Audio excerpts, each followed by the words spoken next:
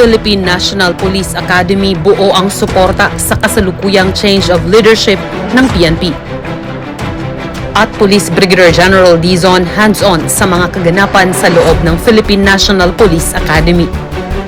Naritong muli ang ikapitong linggo sa panibagong yugto ng Weekline.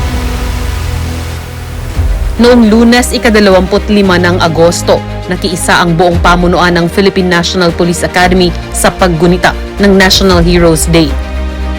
Ilan sa mga aktibidad ng buwan ng wika ay iniayon din sa nabanggit na national celebration. Martes, ika-26 ng Agosto, nakiisa si Police Brigadier General Dizon sa ginanap na Assumption of Command Ceremony ni Police Lieutenant General Jose Melencio C. Nartates Jr., Acting Chief, Philippine National Police, kung saan ito'y pinangisawaan ni Secretary Juanito Victor C. Remulla ng Department of the Interior and Local Government sa PNP Multipurpose Center, Camp Brigadier General Rafael T. Crame, Quezon City. Ilang courtesy visits naman noong Miyerkules, ika-27 ng Agosto, ang pinagtuunang pansin ni Police Brigadier General Dizon, kabilang na ang courtesy call ni Police Lieutenant Colonel Maribel L. Mamuyak, ang Chief Cavite Provincial Forensic Unit. Courtesy visit ng Kampilan Multipurpose Cooperative sa pangunguna ni Retired Police Brigadier General Florendo C. Kibuyen, chairperson ng nasabing cooperative. Pinangunahan niya rin ang isinagawang staff conference katuwang ang PNPA Chief of Staff sa PNPA Conference Room. Naimbitahan din si Police Brigadier General Dizon sa araw na ito bilang keynote speaker sa ginanap na opening ceremony of Patrol Officers Basic Course Police Non-Commissioned Officer.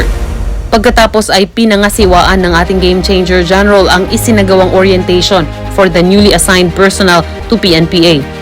Nagtapos ang araw ng Miyerkules para sa ating Game Changer General sa pamamagitan ng pakikisa sa ginanap na Competition for Tunog Pinoy and Malikhaing Pagtula kaugnay ng paggunita ng Buwan ng Wikang Pambansa sa loob ng akademya.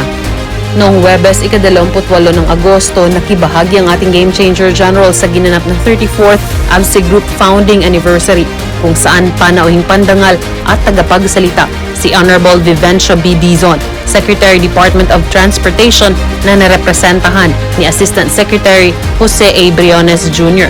Naroon din sa okasyon ang ating Acting Chief PNP na si Police Lieutenant General Jose Melencio C. Nartates Jr. sa Multipurpose Center, PNP ABSE Group Headquarters, Pasay City.